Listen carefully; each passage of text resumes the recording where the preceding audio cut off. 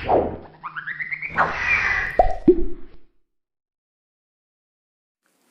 Students, कैसे हो आप सभी।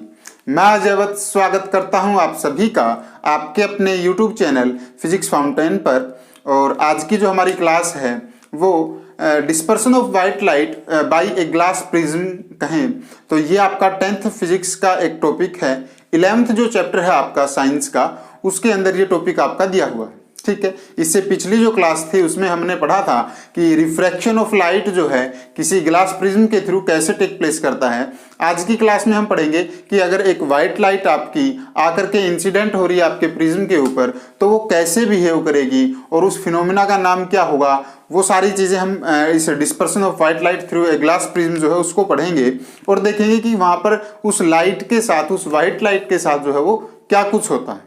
ठीक है, तो लेक्चर को स्टार्ट करते हैं। और साथ ही आपको बताना चाहूंगा कि जो पिछले जो लेक्चर्स थे जितने भी आपके इस चैप्टर से रिलेटेड कहें या पिछला जो चैप्टर था आपका लाइट, रिफ्लेक्शन एंड रिफ्रैक्शन, तो उनकी प्लेलिस्ट का लिंक आपको नीचे वीडियो के डिस्क्रिप्शन बॉक्स में मिल जाएगा। और ऊपर साथ ही जो आपको आई बटन दिखाई दे रहा होगा तो वहां पर आप अगर क्लिक करेंगे तो वहां से भी आपको जो है उनकी प्लेलिस्ट का लिंक और जो प्रीवियस लेक्चर्स थे उनका लिंक जो है अवेलेबल होगा। ठीक है, तो स्टार्ट करते हैं।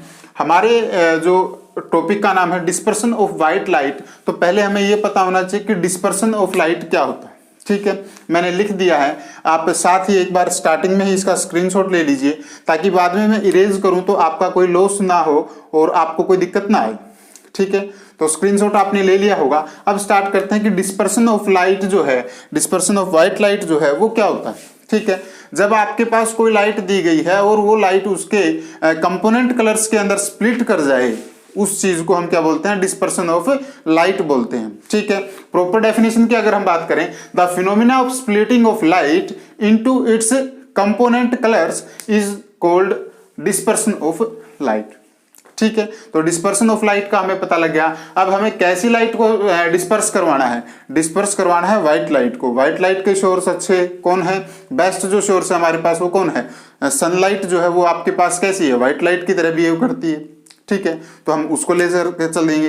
तो यहां से उसके बाद नेक्स्ट साथ में ही आपके पास क्या हुआ, हमारे पास एक प्रिज्म था। प्रिज्म की प्रॉपर्टीज जो थी, प्रिज्म के थ्रू जो है लाइट का रिफ्रैक्शन जो है हम पढ़ चुके हैं पिछली क्लास में, उसका लिंक आपको ऊपर वीडियो के जो बटन दिया हुआ है आई बटन, उस पर क्लिक करके मिल जाएगा। तो व्हाइट लाइट जो है आपके पास कहां से आई, हमारे किसी भी सोर्स से आई है निकल करके। आने के बाद वो कहाँ टकराई है, हमारी इस सरफेस पर टकराई है प्रिज्म की। मान लेते हैं कि ये सरफेस जो है आपके पास, प्रिज्म का नाम हम रख लेते हैं PQR रख लेते हैं। ठीक है, तो इस PQ सरफेस पर आई है हमारे पास व्हाइट लाइट आई, जिसको हमने क्या कहा, इंसिडेंट रे, IR करके मैं इसको लिख रहा हूं, इंसिडेंट रे। ठीक है, तो ये इंसिडेंट रे जो है, व्हाइट लाइट जो है वो आई और हमारी इस PQ सरफेस पर टकराई। जाना इसको चाहिए था कहाँ, यहां से आई है तो ये सीधा निकलना चाहिए था, जो डॉटेड जो पाथ मैंने रिप्रेजेंट किया है आपके डायग्राम के अंदर।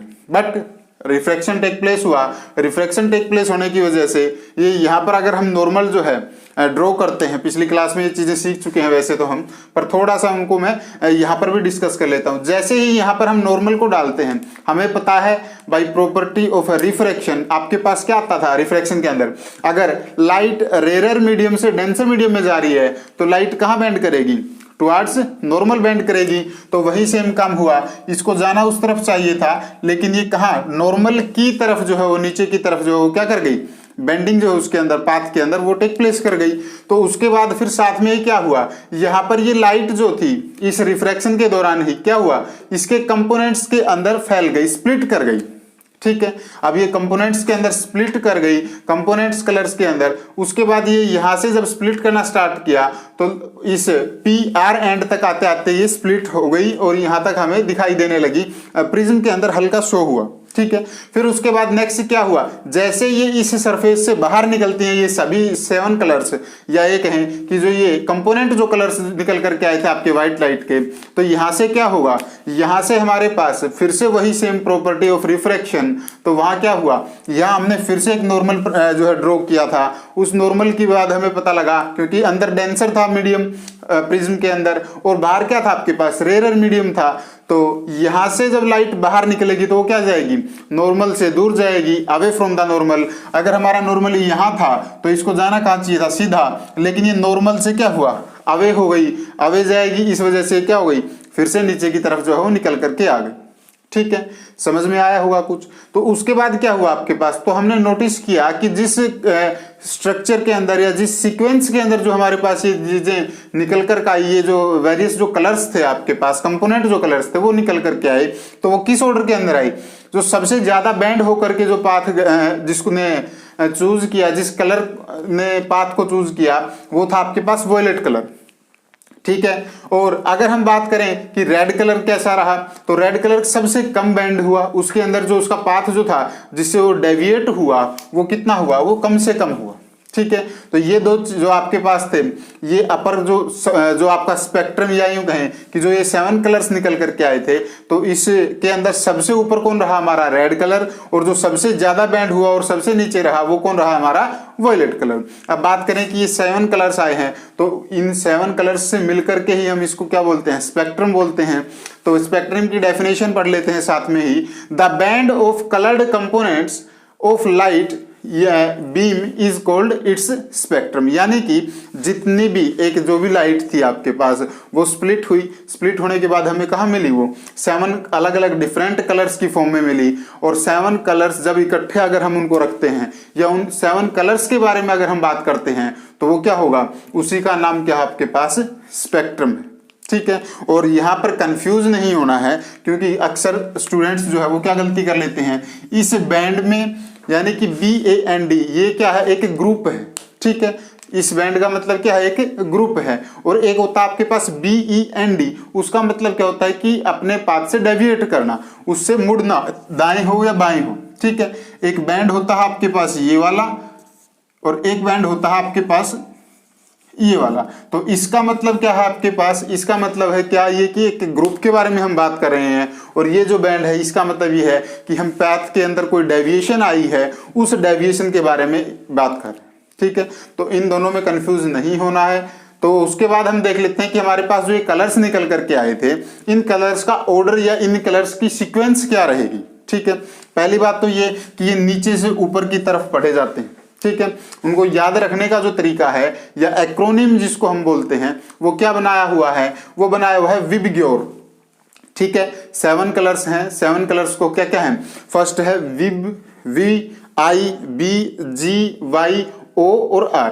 तो ये 7 कलर्स जो हैं इसी सर्कल के अंदर हमेशा, इसी सीरीज के अंदर, सीक्वेंस के अंदर जो है याद रखे जाते हैं, VIBGYOR, विबग्योर। ठीक है, तो यहां से इनके सभी के अलग अलग नाम भी हैं। ये क्या है, इनके सिर्फ इनके नेम के पहले अक्षर जो हैं, ठीक है, फर्स्ट जो वर्ड्स थे, फर्स्ट जो लेटर है इनके नेम के वही उठा रखे हैं। विब का वॉयलेट कलर का क्या है, वी है। विबग्योर का मतलब वी क्या है, इसका वॉयलेट कलर है। ऐसे ही आई क्या है आपके पास, इंडिगो का आई है। ठीक है, फिर उसके बाद आपके पास बी था, तो बी किसका था, ब्लू का जो फर्स्ट वर्ड लेटर था वो है। फिर उसके बाद क्या है, ग्रीन है, ग्रीन का क्या है, जी है, वो जी लिखा हुआ है उस एक्रोनिम के अंदर हमने। फिर उसके बाद आपके पास कौन आता है, येलो कलर आता है। तो येलो कलर के लिए कौन कौन है आपके पास, येलो के लिए हमने वाई रखा है, ऑरेंज के लिए हमने क्या रखा है, ओ, और रेड के लिए हमने क्या रखा है, आर। तो ये सभी के सभी आपके जो भी कलर का नेम था उसका फर्स्ट लेटर जो है उठा करके हमने इस एक्रोनिम की फॉर्मेशन की हुई है, जिससे हम इस सीक्वेंस को अच्छे से और इजीली जो है याद रख पाते हैं। ठीक है, तो इसको फिर से याद कर लेना अच्छे से लिख करके। ये क्या है आपके पास, विबग्योर। ठीक है, वैसे तो याद हो ही गया होगा आप लोगों को, बट फिर भी इसकी एक बार रिवीजन कर लेना, इसको एक बार दोहरा लेना, साथ में बोलो अभी वीडियो में। ठीक है, तो यहां पर आपके पास क्या है, विबग्योर। और वी का मतलब क्या था, वॉयलेट कलर, आई का मतलब इंडिगो कलर, बी का मतलब ब्लू कलर, जी का मतलब ग्रीन कलर, वाई का मतलब येलो कलर, ओ का मतलब ऑरेंज कलर, और लास्ट में क्या आपके पास आर, आर फॉर रेड। ठीक है, तो ये जो है आपके पास क्या रहता है, पूरा एक्रोनिम रहता है, और इस एक्रोनिम की मदद से ही हम इसको क्या कर पाते हैं, याद कर पाते हैं। ठीक है, उसके बाद नेक्स्ट जो है आपके पास वो क्या है, हमारे पास जो डेफिनेशन जो लिखी है मैंने वो मोनोक्रोमेटिक लाइट और पॉलीक्रोमेटिक लाइट के बारे में है। ठीक है। तो मोनोक्रोमेटिक लाइट क्या होती है? मोनोक्रोमेटिक लाइट वो लाइट होती है जिसके पास केवल और केवल एक सिंगल वेवलेंथ की लाइट्स जो हैं वो अवेलेबल हों, उसको हम क्या बोलते हैं? मोनोक्रोमेटिक लाइट बोलते हैं। ठीक है, डेफिनेशन लिख रखी है, the light having single wavelength. ठीक है, इसका मीनिंग ही है ये, इसी की जो इसका मीनिंग है, जो इसका अर्थ है एक तरह से कहें तो वही आपका क्या है, इसका नाम दे रखा हमने, क्या है वो? मोनोक्रोमेटिक लाइट की डेफिनेशन। ठीक है, फिर उसके बाद सेकंड पर आते हैं, वो आपके पास पॉलीक्रोमेटिक लाइट। ठीक है, पॉलीक्रोमेटिक लाइट क्या है? अब पॉलीक्रोमेटिक का मतलब क्या आ गया? पॉली, तो यहां पर क्या है? एक ग्रुप है पूरा, या यूं कहें कि एक मिक्सचर है आपके पास अलग अलग वेवलेंथ की लाइट्स का, उसको हम क्या बोलते हैं? पॉलीक्रोमेटिक लाइट बोलते हैं। ठीक है, the light having many wavelength slash mixture of wavelengths. ठीक है, और इसका एग्जाम्पल पॉलीक्रोमेटिक का क्या है आपके पास? इसका एग्जाम्पल हमारे पास सनलाइट है, उसके अंदर बहुत से ये देखो वेरियस वेवलेंथ्स जो हैं, वेरियस कलर्स जो थे वो मिक्सअप होकर के आपके पास क्या आ रहे थे? वो आ रहे थे। इसलिए सनलाइट जो आपका एक अच्छा एग्जाम्पल है, किसके लिए? पॉलीक्रोमेटिक लाइट के लिए। ठीक है, और साथ में ही अगर हम मोनोक्रोमेटिक की बात करें तो लेजर लाइट्स वगैरह हैं और बहुत सी लाइट्स हैं, जो भी लाइट जिसको हम क्या कर पा रहे हैं? इजीली सेपरेट कर पा रहे हैं, या जो सिंगल वेवलेंथ के साथ जो है काम कर रही हैं, उन लाइट्स को हम क्या रखते हैं? मोनोक्रोमेटिक लाइट की एग्जाम्पल्स वो हैं आपके पास, उस कैटेगरी के वो एग्जाम्पल्स। ठीक है, तो उसके बाद इससे रिलेटेड जो थ्योरी है कि भाई इसके अंदर क्या क्या हुआ है, वो चीज भी मैंने साथ में लिख दी है, जिससे कि आप लोगों को कोई दिक्कत ना हो। और साथ में एक बात और है, जो नीचे आपके पास है वॉयलेट कलर, इसकी वेवलेंथ सबसे कम होती है। ठीक है, जब ये चलता है वेव की फॉर्म में तो ये सबसे कम डिस्टेंस तक चल पाता है। ठीक है, और रेड जो कलर है आपके पास उसकी वेवलेंथ सबसे ज्यादा होती है, यानी कि जब ये ट्रेवल करता है हमारे किसी भी मीडियम के अंदर या वैक्यूम के अंदर, तो आपके पास क्या करता है? ये सबसे ज्यादा दूरी तक जो है वो ट्रेवल करता है। इसीलिए आपने देखा होगा सिग्नल्स जो ट्रैफिक सिग्नल्स जो हैं आपके, अक्सर ये क्वेश्चन पूछ लिए जाते हैं, इसी टॉपिक से रिलेटेड हैं वो सब कुछ। तो उसमें पूछा जाता है कि जो सिग्नल्स होता है उसमें स्टॉप सिग्नल का जो सिंबल है या स्टॉप सिग्नल की जो लाइट है उसको रेड क्यों चुना गया है? ठीक है, तो वो क्या है आपके पास? वो रेड कलर है, और वो इसीलिए है क्योंकि वो दूर तक दिखाई दे जाती है, उसकी वेवलेंथ ज्यादा है। इस वजह से हम सिग्नल्स पर रेड लाइट का यूज जो है वो किसके लिए करते हैं? स्टॉप के लिए करते हैं। ठीक है, फिर उसके बाद आता है कि डेंजर के लिए हम रेड लाइट का कलर जो यूज करते हैं वो क्यों करते हैं? तो डेंजर के लिए भी वही सेम काम है, जहां खतरा है वहां पर आपके पास रेड लाइट अगर ग्लो कर रही है या रेड कलर जो है वहां पर किया हुआ है, तो वहां हमें इजीली पता लग जाता है, दूर से उसको नोटिस किया जा सकता है। इस वजह से वहां पर हम क्या यूज करते हैं? हमेशा रेड जो कलर है आपका उसका यूज करते हैं, चाहे वो लाइट की फॉर्म में है चाहे वो कलर की फॉर्म में। ठीक है, फिर नेक्स्ट आपके पास और क्या बचता है? इसमें लेजर लाइट्स वगैरह रेड कलर की ज्यादा यूज की जाती हैं। वैसे तो देखो लेजर लाइट्स और कलर्स में भी हैं, बट हाँ ज्यादा रेड में क्यों किए जाते हैं? क्योंकि इनकी जो वेवलेंथ है वो ज्यादा होती है, इसलिए ये डिस्टेंस जो है ज्यादा ट्रेवल कर पाते हैं। ठीक है, तो ये सारा क्या था आपका? रेड कलर से रिलेटेड था। दूसरा आपके पास है लास्ट में ये वॉयलेट कलर की वेवलेंथ सबसे कम है, तो इसका यूज उसके अकॉर्डिंग कर लिया जाता है। तो इसके बारे में जो थ्योरी है उसको पढ़ते हैं। यहाँ से इसको हमने लिखा है, इसको यहाँ से हम इसको पढ़ना स्टार्ट करेंगे यहाँ से, और फिर उसके बाद धीरे धीरे जो है जैसे जैसे चलते जाएंगे आगे लाइन टू लाइन पढ़ते चले जाएंगे। फर्स्ट है the prism has probably split the incident white light into A band of colours. ठीक है, वही सेम काम हुआ, व्हाइट लाइट आई, आने के बाद प्रिज्म पर टकराई और क्या हो गई? वो स्प्लिट हो गई। ठीक है, फिर उसके बाद नेक्स्ट था आपके पास note the colours that appear at the two ends of the colour band, यानी कि इन दो कलर बैंड्स जो ये एंड थे इस कलर बैंड के, उनको हमने नोटिस किया और क्या पाया? इसकी एक सीक्वेंस बनी हमारे पास इन वेरियस कलर्स की, और वो क्या थी? Violet, indigo, blue, green, yellow, orange और रेड। तो ये विबग्योर जो हमने एक्रोनिम जो बनाया था वही हमें यहाँ से क्या हो रहा था? फाइंड आउट हो रहा था। ऑब्वियस सी बात है, तभी तो हमने एक्रोनिम जो है वो विबग्योर उसको बनाया था। ठीक है, इन्हीं कलर्स के फर्स्ट लेटर्स को उठा करके। फिर उसके बाद नेक्स्ट है आपके पास कि अगर हम यहाँ से इसके बाद आगे कंटिन्यू करते हैं इस विबग्योर को, तो ये एक्रोनिम जो है आपके पास, the acronym VIBGYOR will help us to remember the sequence of colours. जो ये एक्रोनिम था आपके पास विबग्योर, वही हमें इन कलर्स को याद रखने में मदद करता है। We have seen that white light is dispersed into its 7 colour components by a prism. तो यहां से इस सारे से हमने क्या चीज फाइंड आउट करके देखी, जो कंक्लूजन जो निकल करके आया वो क्या आया आप लोगों के पास, वो यही आया कि ये जो व्हाइट लाइट, एक लाइट जो आ रही थी वो आकर के कहां टकराई, हमारे प्रिज्म पर, और उस प्रिज्म ने इस कंप्लीट व्हाइट लाइट को क्या कर दिया, डिस्पर्स कर दिया, और डिस्पर्स होने के बाद वो कहां आ गई, 7 कलर कंपोनेंट्स के एक बैंड के अंदर ये एक स्पेक्ट्रम जो है हमें दिखाई दिया। ठीक है, फिर उससे आगे हम लिखा है इसी में different colours of light band. ठीक है, different colours of light bend through different angles. यहां पर जो बैंड लिखा है, देखो यहां पर जो बैंड लिखा है वो कौन सा लिखा है, ये वाला लिखा है, ये बैंड जो आपके पाथ की डेविएशन के लिए हम यूज करते हैं। तो यहां पर क्या है, different colours of light bend through, ये यहां पर कोमा यूज कर लेना। ठीक है, different colours of light bend through different angles with respect to the incident रे।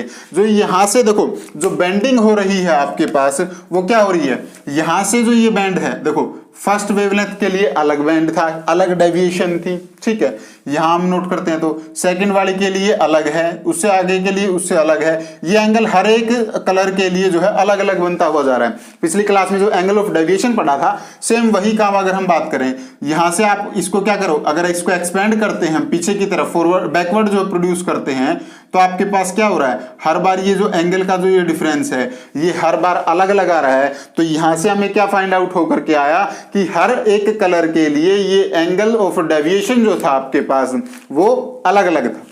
ठीक है, फिर उसके बाद क्या था, as they pass through a prism, ये जब प्रिज्म से निकलते हैं तो ऐसा इनके साथ हो रहा था। नेक्स्ट है the red light bands list. जो रेड कलर है वो कैसा है, सबसे कम इसके अंदर पाथ के अंदर बेंडिंग आई है।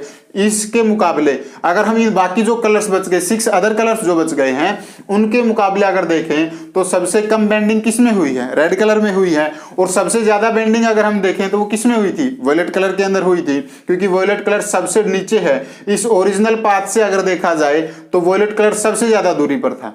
ठीक है, और अगर इसी ओरिजिनल पाथ से देखा जाए तो रेड कलर सबसे कम था। कहां था, इन सभी 7 जो कलर्स आए थे, जो कंपोनेंट कलर्स थे, इनमें से जब हम कंपैरिजन करते हैं तब ऐसा हुआ।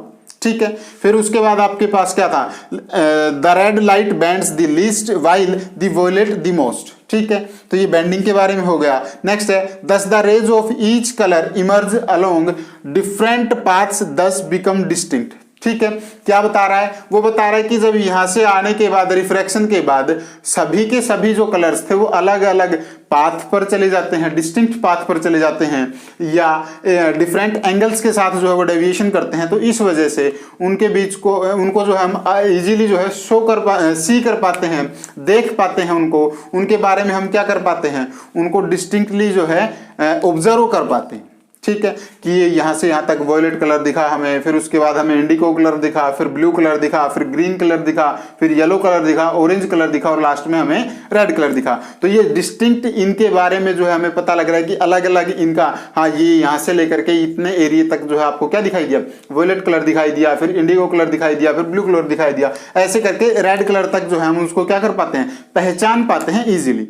ठीक है, फिर उसके बाद नेक्स्ट जो है आपके पास, it is the band of distinct colours that we see in a spectrum. तो कुल मिलाकर के लास्ट में हमने वही सेम लिख दिया कि स्पेक्ट्रम की जो डेफिनेशन थी कि हमें अलग अलग ये कलर्स दिखाई दिए, तो यहां से हमें क्या दिखाई दे रहा था कि एक अलग जो है बैंड जो है एक तरह से दिखाई दिया स्पेक्ट्रम की फॉर्म में, जिसको हमने कहा था। ठीक है, नेक्स्ट जो लास्ट जो चीज लिखी है इसके बारे में, वो लिखी है कि जैसे जैसे हम V से R की तरफ, ऊपर की तरफ बढ़ते चले जाते हैं, वॉयलेट कलर से लेकर के रेड की तरफ जाते हैं, तो हमारी जो वेवलेंथ ऑफ कलर है वो क्या कर जाती है, वो इंक्रीज करते हुए चली जाती है। ठीक है, तो ये था आपका टॉपिक। और इसी में नेक्स्ट जो है आपके पास एक और छोटा सा है, वो क्या है कि ये कोज ऑफ डिस्पर्सन जो है वो क्या हुआ था। ठीक है, तो एक बार इसको नोट डाउन कर लो, मैं इरेज करता हूं और उन रीजंस को जो है वो लिखता हूं। तो नेक्स्ट जो है आपका वो है कोज ऑफ डिस्पर्सन। ये डिस्पर्सन जो हुआ है, ये व्हाइट लाइट जो है ये डिस्पर्स हुई, तो इसके पीछे कारण क्या रहे। ठीक है, तो वो देखते हैं एक बार। देखो आपको पता है कि हम वेवलेंथ को जो है रिप्रेजेंट किस चीज से करते हैं, लैम्डा से। तो अभी हमने जो यहां से देखा है वो क्या देखा है कि लैम्डा वेवलेंथ जो है आपकी वो रेड कलर की सबसे ज्यादा है, और सबसे कम कौन था आपके पास, वोयलेट कलर की थी। ठीक है, तो आपने कहीं ना कहीं पढ़ा भी होगा इसके बारे में कि v जो होती है स्पीड ऑफ लाइट वो किसके इक्वल होती है, लैम्डा इंटू न्यू के इक्वल होती है। ठीक है, और न्यू क्या होती है यहां पर, फ्रीक्वेंसी होती है। ठीक है, फ्रीक्वेंसी ऑफ लाइट। तो यहां से आपके पास क्या होगा, यहां से हमारे पास जो v है यानी कि जो स्पीड ऑफ लाइट है, अगर ये आपके पास हम कांस्टेंट कर देते हैं लैम्डा को नहीं सॉरी फ्रीक्वेंसी न्यू को, तो ये आपके पास अगर कांस्टेंट हो गई तो जो लैम्डा है वो किस पर डिपेंड करेगा डायरेक्टली, या यूं कहें कि जो आपके पास स्पीड ऑफ लाइट थी वो किस पर डिपेंड कर रही थी, वो हमारी लैम्डा उसके ऊपर जो है वो डिपेंड कर रही थी। ठीक है, अब रिलेशन देखते हैं कि v जो है आपके पास क्या है, स्पीड ऑफ लाइट। मैं लिख देता हूं साथ में ही ताकि कंफ्यूजन ना हो। तो यहां से ये क्या है आपके पास, स्पीड ऑफ लाइट, और आपके पास ये लैम्डा जो है ये क्या थी, वेवलेंथ। ठीक है जी, तो वेवलेंथ और लैम्डा जो ये आपके पास है, वेवलेंथ है या ये कहें कि लैम्डा है, वो आपके पास स्पीड ऑफ लाइट के डायरेक्टली इक्वल दिखाई दे रही है, यानी कि एक दूसरे के डायरेक्टली प्रोपोर्शनल होंगे। और अगर ये डायरेक्टली प्रोपोर्शनल होंगे तो आपके पास यानी कि अगर लैम्डा की वैल्यू ज्यादा तो स्पीड ऑफ लाइट भी क्या होगी, ज्यादा होगी, और अगर स्पीड ऑफ लाइट ज्यादा तो उसकी वेवलेंथ भी ज्यादा होगी, यानी कि उसका लैम्डा की जो वैल्यू है वो भी ज्यादा होगी। अब बात करते हैं, जो हमें पता है कि लैम्डा रेड जो कलर है, रेड कलर की जो वेवलेंथ है वो ज्यादा है किससे, सबसे ज्यादा है, और किससे सबसे कम कौन था आपके पास इस स्पेक्ट्रम के अंदर या इस बैंड के अंदर, वो थी आपके पास वोयलेट कलर की वेवलेंथ। तो यहां से स्पीड ऑफ रेड कलर की जो लाइट है आपके पास वो ज्यादा होगी। तो यहां से क्या आया निकल करके कि स्पीड ऑफ रेड कलर जो है वो ज्यादा है किससे, स्पीड ऑफ वोयलेट से। स्पीड ऑफ वोयलेट सबसे कम है और स्पीड ऑफ रेड कलर जो है वो सबसे ज्यादा होगी। फिर उसके बाद हमें पता है, हमने जो पिछला जो चैप्टर था उसके अंदर पढ़ा था कि आपके पास एक रिफ्रैक्टिव इंडेक्स चीज होती है, एक फिनोमिना होता है, एक क्वांटिटी होती है। तो उसके बारे में हमने क्या पढ़ा था, रिफ्रैक्टिव इंडेक्स का जो फॉर्मूला था हमारे पास वो क्या होता था, इसको हम एन से रिप्रेजेंट करें या म्यू से रिप्रेजेंट करें, वो होता था speed of light in vacuum over speed of light in medium. ठीक है, तो कुल मिलाकर के जो ये n था, या यूं कहें कि जो आपके पास जो रिफ्रैक्टिव इंडेक्स थी वो हमें क्या बता रही थी, अगर किसी भी आपके पास मीडियम की रिफ्रैक्टिव इंडेक्स ज्यादा है तो उसकी जो लाइट जो उसके अंदर से पास थ्रू होगी उसकी स्पीड जो है वो क्या हो जाएगी, कम होगी। ठीक है, यानी कि कुल मिलाकर के अगर यहां से देखा जाए तो क्या रिलेशन बन करके आया कि रिफ्रैक्टिव इंडेक्स जो है स्पीड ऑफ लाइट के इनवर्सली प्रोपोर्शनल है। ठीक है, इनवर्सली प्रोपोर्शनल है, तो इसका मतलब क्या हुआ कि अगर आपके पास ये स्पीड ऑफ लाइट है और इस तरफ आपके पास ये क्या है, रिफ्रैक्टिव इंडेक्स है,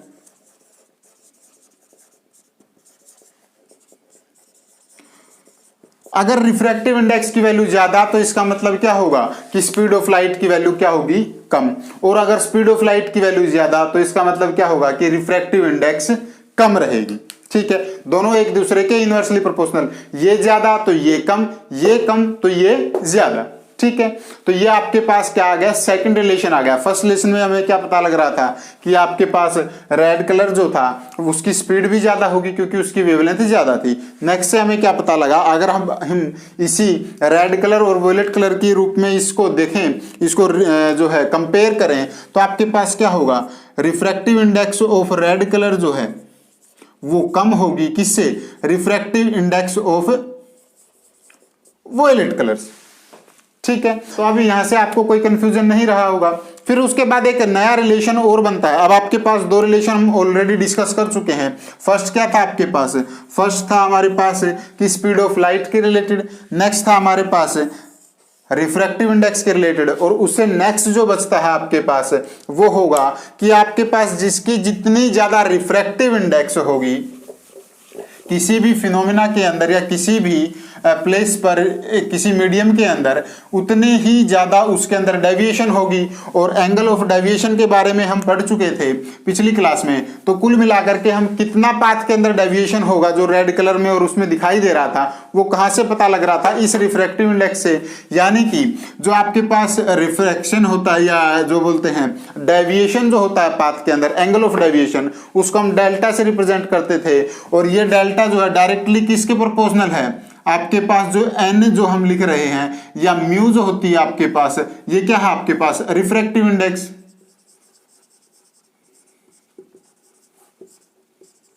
तो ये दोनों क्या करते हैं? एक दूसरे के डायरेक्टली प्रोपोर्शनल होते हैं। ये है आपके पास एंगल ऑफ डेविएशन। ठीक है, तो ये दोनों एक दूसरे के डायरेक्टली प्रोपोर्शनल होंगे। तो कुल मिलाकर के यहां से आपके पास क्या होगा? जिसकी जो रिफ्रैक्टिव इंडेक्स ज्यादा थी उसके अंदर क्या होगा? ज्यादा डेविएशन होगा।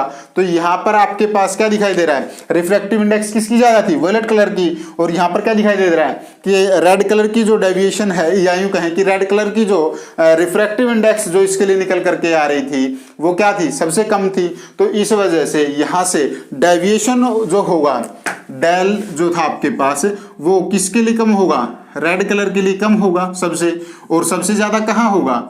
वॉयलेट कलर के केस के अंदर। तो फाइनल जो रिलेशन बन करके आया, यानी कि स्पेक्ट्रम के अंदर आपके पास जो बैंड बन करके आया था, या यूं कहें कि जो सीक्वेंस ऑफ कलर्स बन करके आई थी, वो क्या आई थी? वो आई थी विबग्योर की फॉर्म में। विबग्योर में से वॉयलेट जो कलर था सबसे ज्यादा उसके अंदर डेविएशन देखने को मिली थी, और रेड जो कलर था उसके अंदर हमें सबसे कम डेविएशन देखने को मिली थी, और वो सबसे ऊपर आपके स्पेक्ट्रम के अंदर लाई कर रहा था। तो वो रीजन क्यों था, कैसे वो हुआ था, वो सारा का सारा आपको समझ में आ गया होगा। तो फर्स्ट जो रीजन था वो क्या था कि आपने जो हमें चीजें पता थी वहीं से कंक्लूड किया है कि आपके वो पता है रेड की जो वेवलेंथ है वो सबसे ज्यादा, रेड की वेवलेंथ सबसे ज्यादा तो उसकी स्पीड सबसे ज्यादा। सेकंड जो आया था रिलेशन, फिर उसके बाद हमें पता था कि स्पीड अगर ज्यादा तो रिफ्रैक्टिव इंडेक्स के साथ स्पीड जो है वो क्या करती है? इनवर्सली प्रोपोर्शनल होती है। वहां से आपके पास क्या आया कि रिफ्रैक्टिव इंडेक्स जो है जिसकी सबसे ज्यादा लाइट थी उसके लिए रिफ्रैक्टिव इंडेक्स सबसे कम होगी। वही सेम काम हुआ। और यहां से फिर हमें एक नया रिलेशन जो है और पता था कि जो डेविएशन होगा वो डायरेक्टली किस पर परपेंडिकुलर जो है प्रोपोर्शनल होगा? वो हमारे रिफ्रैक्टिव इंडेक्स पर। और उस वजह से रेड कलर जो है वो सबसे कम डेविएट हुआ, और हमारे पास वॉयलेट जो कलर था वो क्या हुआ? सबसे ज्यादा डेविएट होकर के हमारे पास आया था। ठीक है, तो आज की क्लास में बस यहीं तक करेंगे। इस टॉपिक को हमने कंप्लीट किया है। अगर वीडियो आपको समझ में आ गया है तो बहुत अच्छी बात है। अगर फिर भी कोई डाउट रहता है तो नीचे वीडियो के कमेंट बॉक्स में कमेंट करके ज़रूर बताएं कि आपके डाउट्स क्या रहे। उनको हम नेक्स्ट लेक्चर में कवर करने की ट्राई करेंगे। और साथ ही अपने दोस्तों के साथ हमारे इस वीडियो को ज़्यादा से ज़्यादा शेयर कीजिए। वीडियो लेक्चर अच्छा लगा तो प्लीज़ हमारे इस वीडियो को लाइक कीजिए।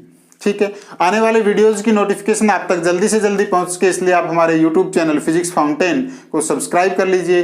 तो थैंक यू स्टूडेंट्स, मिलते हैं आपसे नेक्स्ट लेक्चर में नए टॉपिक के साथ। Thank you and take care students.